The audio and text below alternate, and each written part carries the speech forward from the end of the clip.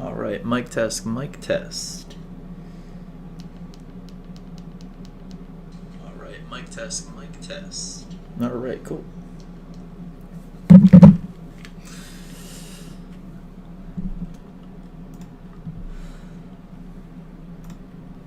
Hello, hello, hello. Good morning, folks. How we doing? Get that out of the way.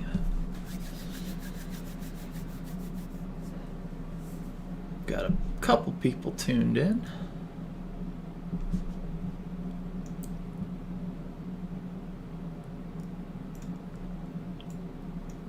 All right, well, good morning, folks.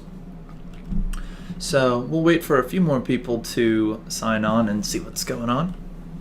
But just to throw some kind of news stuff out there or updates, we are still looking at April 3rd for a lot of the big updates about the test. One kind of thing you were probably assuming, but they've come out and said, is that this test, the AP test that you guys are taking this year, is going to be open notebook. So they are, allowing you to take the test at home, and you probably assumed like, oh, I'm at home, I have all my resources. But they've come out and explicitly said like it's not like immoral to use your notes and all of that information. So everything that you have, like your textbook and all that, it is open notebook. So this means, or at least I think this means, that they're going to be asking much more, less like, hey, what are these three things, right? They'll be asking like, how does this impact or describe the effects? They're going to be asking for more open, like, process, or this is why experimental design will be important, because the experimental design isn't anywhere in a textbook, right? You have to come up with that. So this test, I think, is going to be a lot like that, where you've got to be quick on your feet and connect the dots rather than just knowing things. So again, this might have been something that you assumed given it was a online test, but they've come out and been explicitly stating this is open notes, so be prepared for that. Yeah, so that was a odd piece of news, but hey, the more we know, the better, right?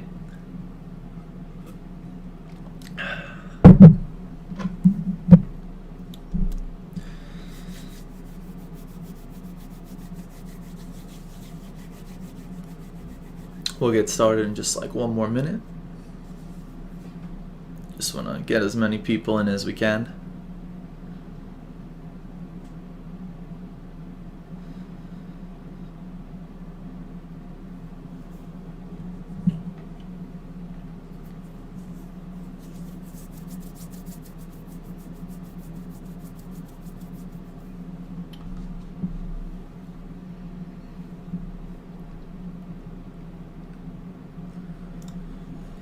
Anyway. Well, looks like this is pretty much who's coming on at this point. So let's get into it, because they can always watch it later. That's the beauty of YouTube. So, looking at Chapter 13. Chapter 13 is all about energy again, right? We were looking at the non-renewables in the last chapter. Chapter 13 is looking at the renewables, but also looking at efficiency and, well, how can we make energy work better for us? So that's where we're going to start off with today. We'll make it like halfway through, and then we'll pick this up again on Thursday, and we'll also do some FRQ practice on Thursday. So that's kind of what it looks like for the week.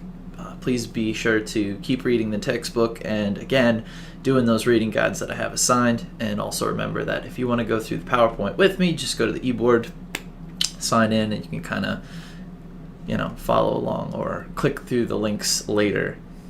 Anyway, we can use less energy through conservation and increased efficiency. So this first part is looking all about how we're already using the energy that's coming from non-renewables, pretty much.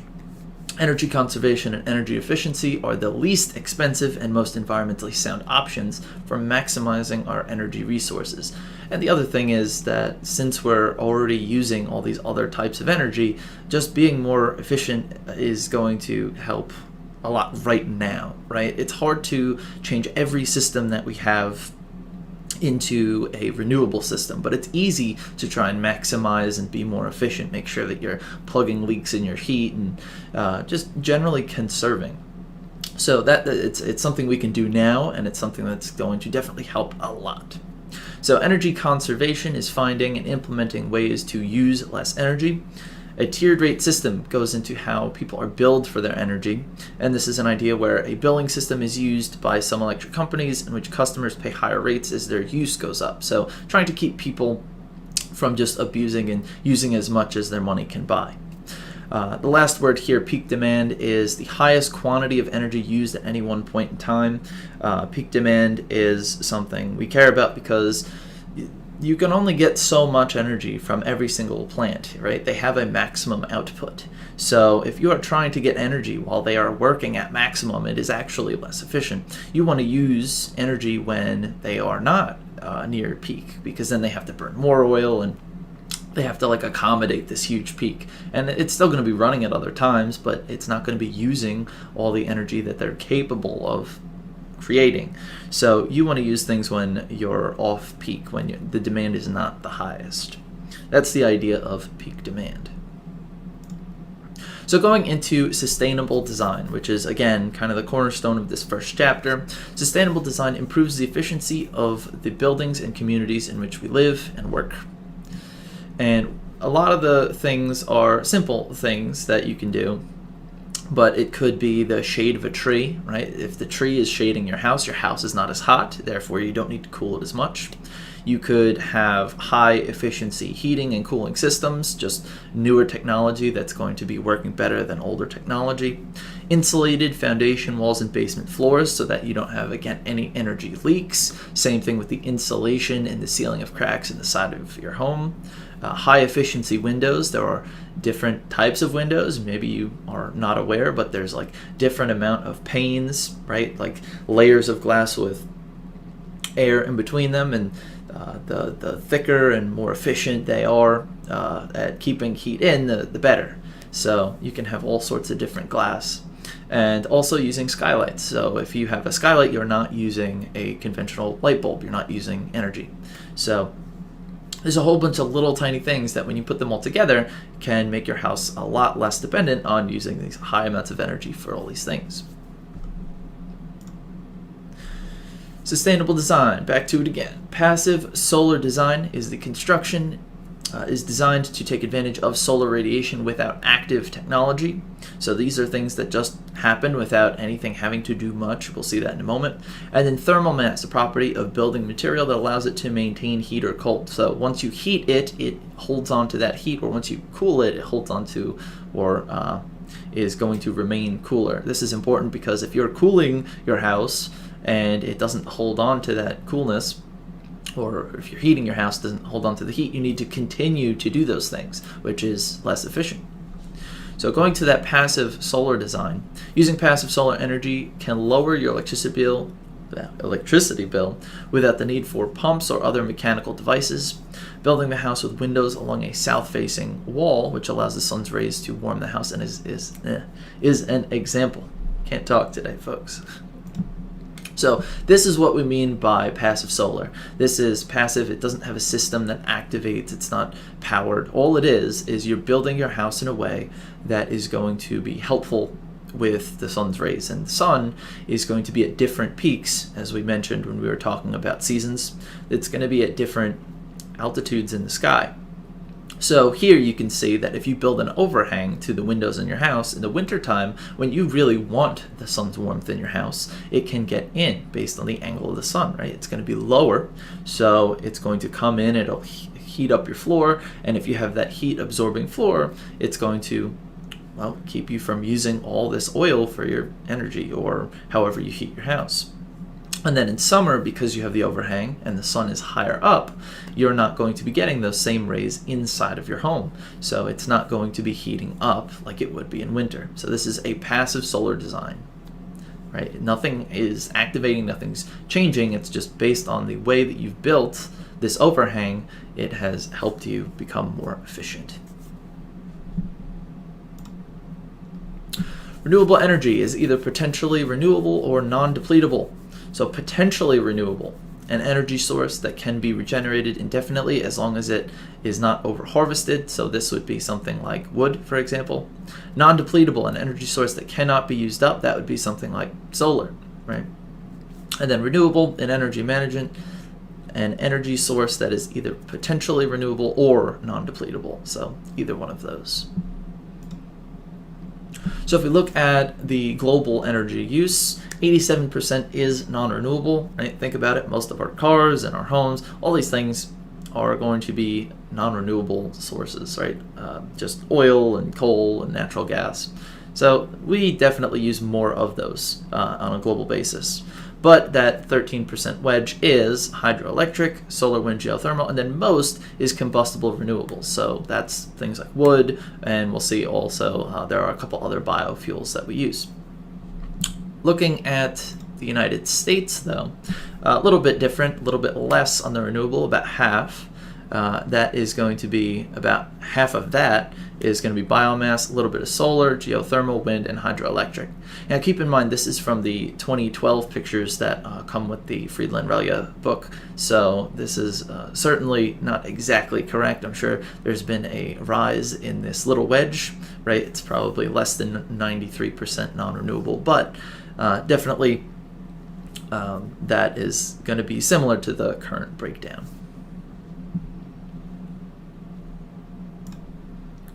So looking at biomass and water. So biomass is energy from the sun.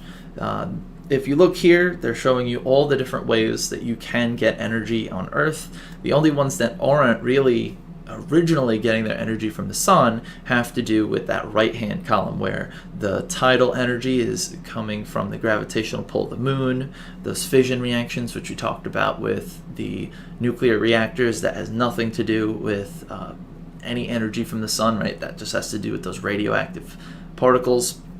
And then geothermal too has to do more with radioactivity than it does the sun itself. But if we look at the other two, right, fossil fuels and renewable, all of that really is originally coming from the sun. Right? To get those biofuels, the plants have to grow, collecting the energy from the sun to do so. Solar panels, wind, right? We said that wind is the cause of changes in pressure. Those changes in pressure come from the energy that is making different temperatures. And so all of these things on the left are definitely powered from the sun in some way, either directly or indirectly. But so the energy that we're talking about here is coming from biofuel. And biofuel has a few things with carbon that are associated with it. So we've got to think back to chapter 3, I believe it was, looking at our biogeochemical cycles. So biofuel, liquid fuel created from processed or refined biomass. And then there's this term modern carbon, carbon in biomass that was recently in the atmosphere. Now this is different than, I believe they used the term ancient carbon. Hold on, let me just look back at that for a second. I've got the textbook in front of me. I think that's what they were getting at. But the idea here is that with biofuels,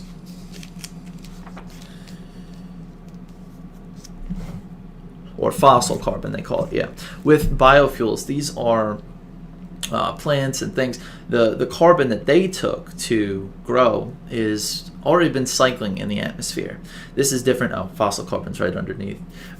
This is different than the fossil carbon because fossil carbon in fossil fuels has been stored away underneath the Earth's crust, right? It's been hanging out there for a while. So it's been sequestered in a way. It's been stored. So if you're burning biofuels, you're not really introducing much more carbon into the atmosphere. This is something that people talk about when they talk about global warming, is that when you're talking about burning biofuel, that carbon is recent. It's been in circulation, and you can plant another plant and it'll kind of loop. But every time that we burn fossil fuels, that carbon had been stored away for hundreds, thousands of years. And so we are introducing new carbon, or that old carbon, back into the atmosphere, which would be a net gain. That brings us also to the term carbon neutral, an activity that does not change atmospheric CO2 concentration. So burning biofuel does increase it in the short term, but if you replant those things, that you're burning, right? If you're burning wood, you can plant a tree. That can eventually become carbon neutral, as that sequesters carbon back into itself to grow, and you can loop that back. But with fossil carbon, you're not going to be making fossil fuels that quickly, right? The processes that make them take, again, thousands of years. So that's definitely not going to be a carbon neutral practice. Yeah, fossil carbon, my bad.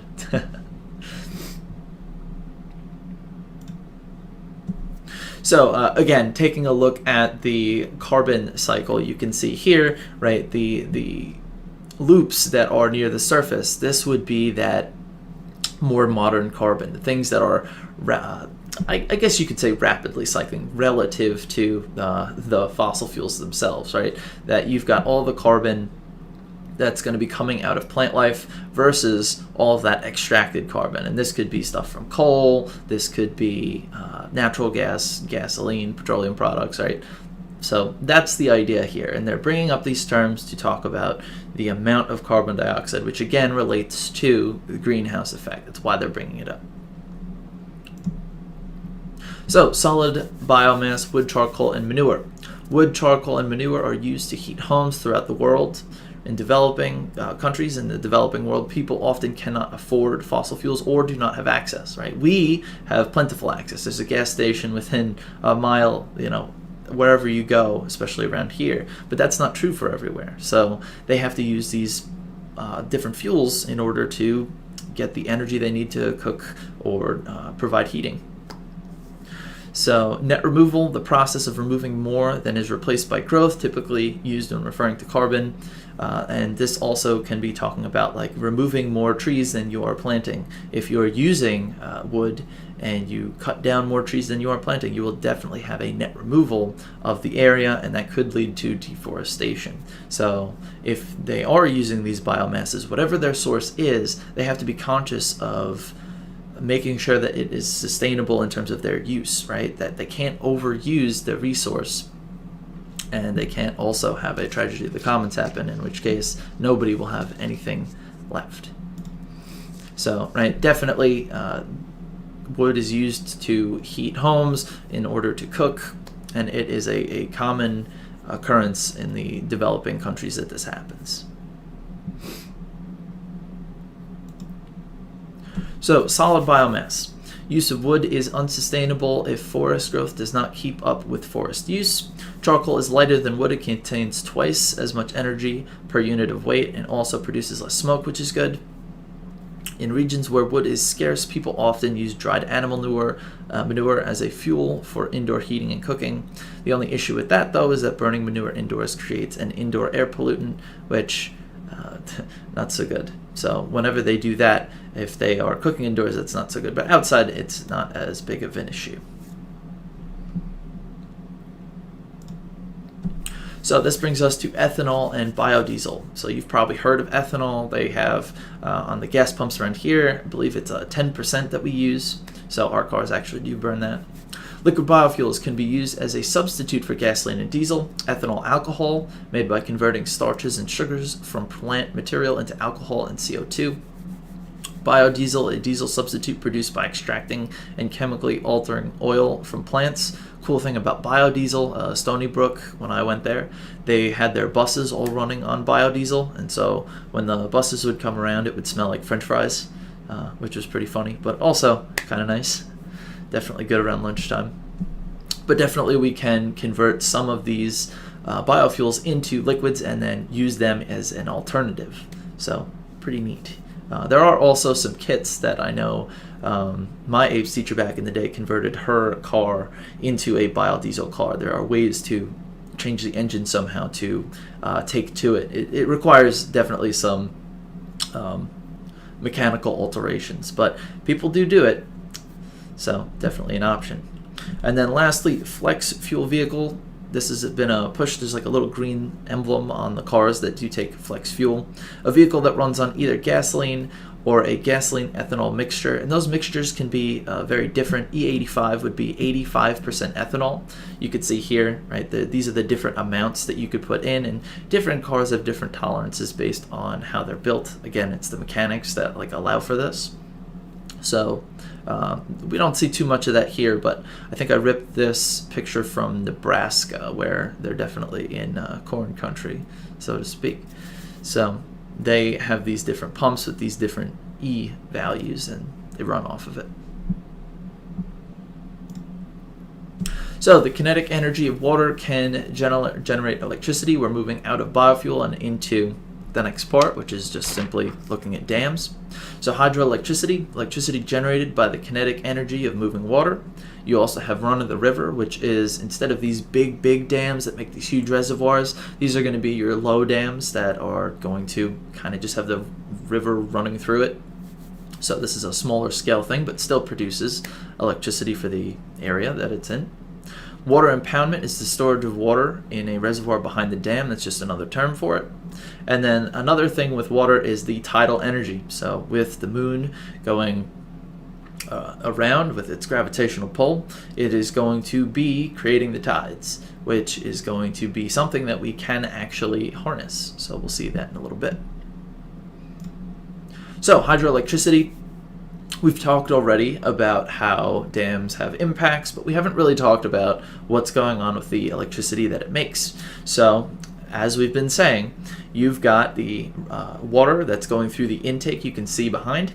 It goes through a turbine. The turbine then spins a generator, and then that brings it to the line. So again, remembering this process of spinning a turbine to generator, generator with those magnets, that coil spinning around in it generates electricity, and it goes into the transmission lines. So same thing for all these things, which is, I guess, a good thing since it's easy to remember. So definitely that's how it works, and regardless of the scale, it's going to be the same process of spinning that turbine using the flow of water. So sustainability. Hydroelectricity has many benefits. Hydroelectric projects bring renewable energy to large numbers of rural residents worldwide. Hydroelectricity does not create air pollution, waste products, or CO2 emissions. That's while it's running, of course, right? There still needs to be that input to build it, but once it's built and once it's maintained, you're going to be getting this hydroelectricity that does not create any pollution whatsoever. Electricity generated from hydroelectricity is less expensive, very cheap, and then reservoirs create recreational opportunities, right? We've got these man-made lakes, and sometimes dams are made basically just for that, right? I know in Pennsylvania, I forget the name of the lake, but my friend has a little place out there, and we've gone on a boat over there just to hang out. But totally it was a man-made lake. It was not a regular natural lake. Hydroelectricity and sustainability. Hydroelectricity has some negative environmental consequences. Creating the reservoir may flood agricultural land or places of archaeological significance and force people to relocate. So if you're building up this reservoir, you know the water is going to be building up, and that will be, well, drowning out the land area behind the dam. Impounding a river can interfere with organisms that depend on a free-flowing river. That's anything from those migrating fish to just anything else that really lives in that river and wants to go around. Downstream ecosystems are affected because remember that there's a less flow of water, there's less nutrients that are making its way downstream. So certainly the ecosystems down there may dry up a bit. They might just not be able to get flooded on the banks, so not so good. And then siltation, the accumulation of sediments, primarily silt, on the bottom of the reservoir. Again, those sediments usually would be brought down the river, but because you've got the dam, it is stopping them, and you get this buildup. And so that is where we are going to stop today. We will pick up with the solar, wind, geothermal, and hydrogen the next time we meet. But if you have any questions, trying to keep these things kind of short. And then, like I said, on Thursday we will we'll be doing some FRQ practice afterwards, the notes.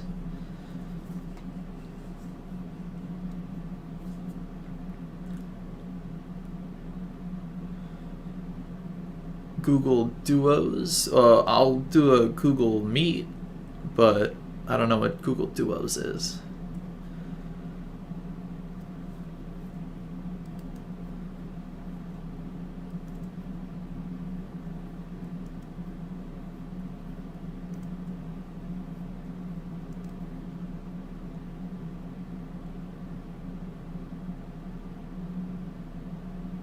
Is thermal mass the same as albedo effect? Well, albedo is its reflectivity, right? Thermal mass is more like a specific heat than it is like its reflectivity. It's related, right? If something was very, very reflective, let me go back to the exact wording for you. But yeah, I would associate it more with specific heat, how much of the energy that it actually holds rather than its reflectivity.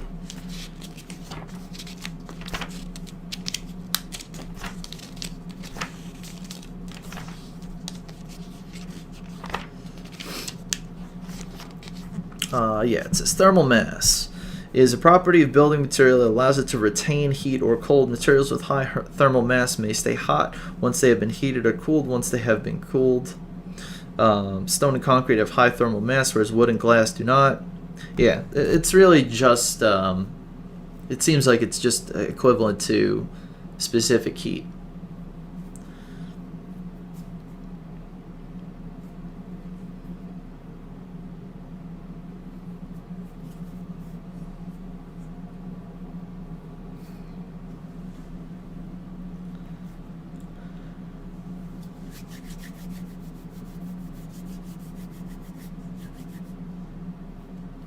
Oh yeah, there's certainly a correlation. If you had a really high albedo, you wouldn't be taking in as much energy. So even if the material, even if it did have a high specific heat, if it had a high albedo, it wouldn't be taking in as much since it would be reflecting it. So they're certainly correlated. They're certainly similar in terms of the fact that they're dealing with energy and how much they're absorbing.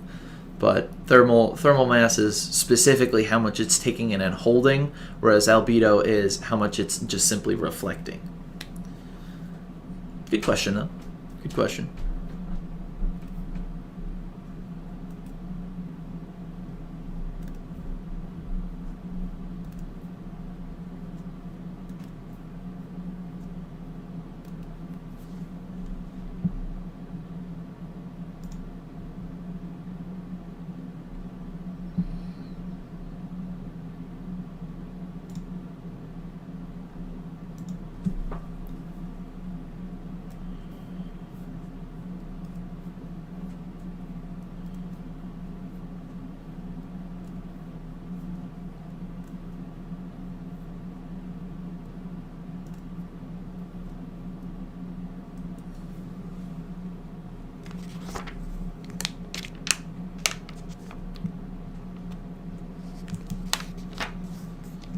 Anything else, folks? I know this is pretty cut and dry, this chapter.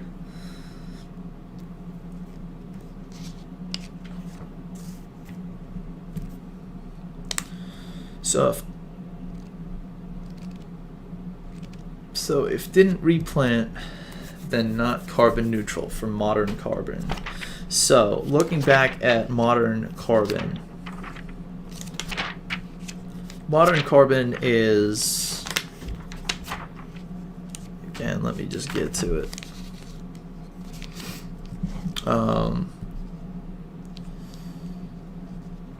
Yeah, so it wouldn't be carbon neutral because, well, it doesn't matter what you're really talking about here with modern or ancient. If you're not replanting, if you're not somehow offsetting the amount of carbon you're introducing, then you wouldn't be carbon neutral, right? So it doesn't matter which, if it was the fossil or the modern. If you're not doing something that's going to be taking carbon out of the atmosphere, then it's not going to be carbon neutral. And it's hard to be carbon neutral, right? I mean, you need to, and it won't be immediate either. It's something you have to plan for on a long-term scale, right? So planting a tree, it won't fully sequester all the same carbon instantly, right? It's got to take a long time to grow.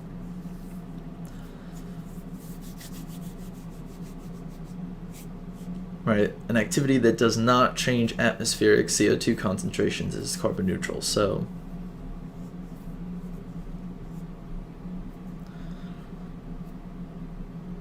pretty hard to do, but definitely something we can strive to do.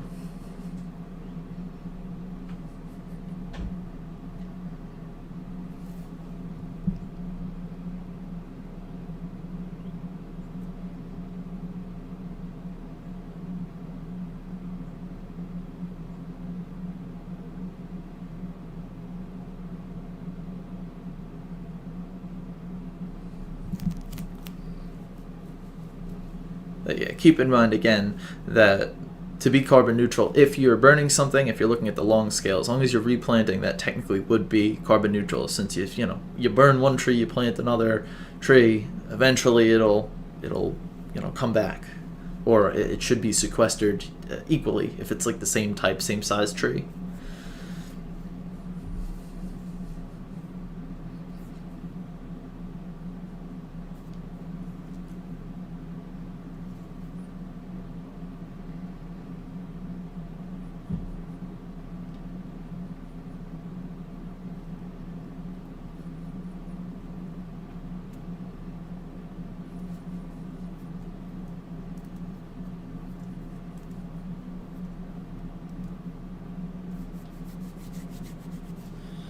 Oh, anything else, folks?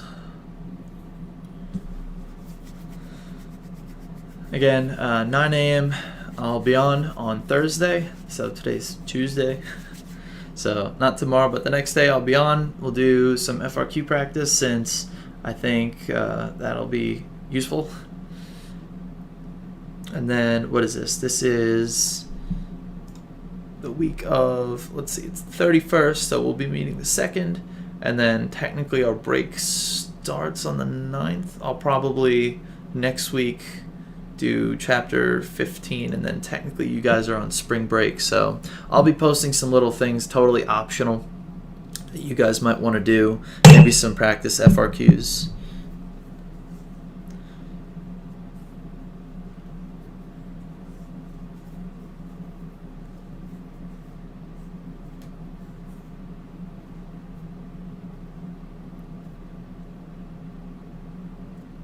But that's about it, folks.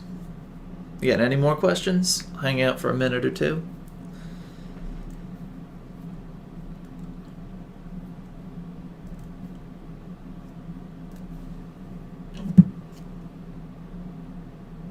Yeah, I know. I forgot about break too. It kind of snuck up since we've been on this weird sort of break, sort of not break thing.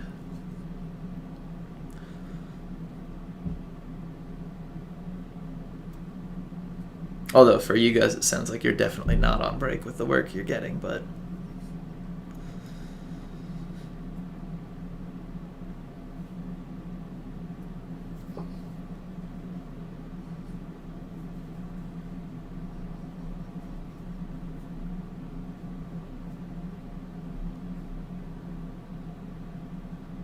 Oh, well, preemptive happy birthday.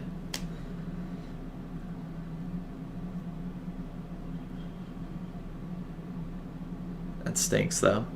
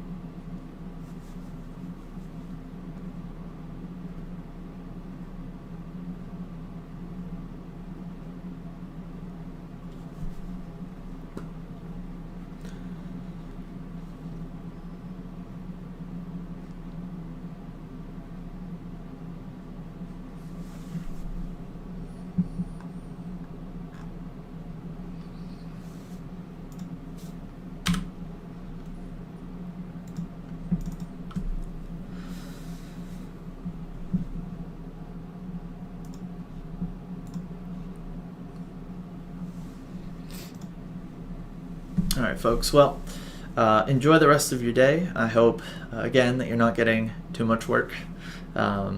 Make sure that you're just doing your best to get through the chapters, and if you have any other questions, you can always email. You can always write in this chat about pretty much whatever.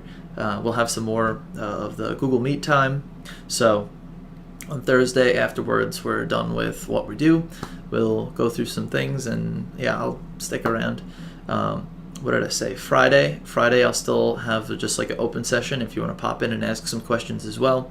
But that is basically the rundown of the week. And, well, enjoy the rest of your day.